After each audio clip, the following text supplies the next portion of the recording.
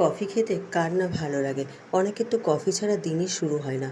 কিন্তু কফি শরীরে খালি পেটে যতটা অপকার করে, কিন্তু ত্বকের ক্ষেত্রে ততটাই উপকার করে। ত্বকের ক্ষেত্রে তোমরা কফি অবশ্যই ইউজ করতে পারো। ত্বকের ক্ষেত্রে কফি ইউজ করলে ত্বকের দাগ-ছোপ তেমন দূর হবে, ত্বক উজ্জ্বল হয়ে উঠবে এবং ত্বকের ট্যানও দূর হয়ে যাবে। আজকে তোমাদেরকে কফি দিয়ে এরকমই একটা প্যাক তৈরি করে দেখাবো, যেটা ত্বককে উজ্জ্বল এবং দাগমুক্ত করে তুলবে। প্রথম যে উপকরণটা নিয়েছি তা হচ্ছে কফি।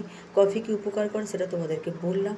এর সাথে আমি দেব শুধুমাত্র মধু। এখানে আমি 1 চামচের মতো মধু ইউজ করেছি। মধু ত্বককে উজ্জ্বল করে তুলতে, দাগমুক্ত করে তুলতে সাহায্য করে।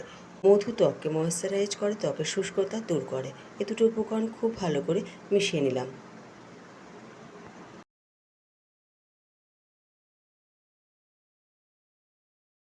এবার মুখটা পরিষ্কার করে নিয়ে যে কোনো কিছু দিয়ে, মানে ফেস ওয়াশ দিয়ে হোক বা দুধ দিয়ে হোক, মুখটা পরিষ্কার করে নেবে। তারপর এই প্যাকটা লাগিয়ে নেবে। নোংরা মুখে কখনোই ফেস প্যাক ইউজ করবে না। লাগিয়ে নেওয়ার পর এটা 10 মিনিটের মতো রেখেছিলাম। তারপর হালকা কুসুম পানি দিয়ে আমি মুখটাকে ভালো করে ধুয়ে নিয়েছি। দেখো মুখটা আমার কতটা পরিষ্কার এসছে। ফ্রেন্ডস, ত্বকটা সুন্দর উজ্জ্বল করে তুলতে এই প্যাকটা তোমরা সপ্তাহে 2 থেকে 3 দিন ইউজ করতে পারো। এবার আছে সাইড এফেক্টের কথা।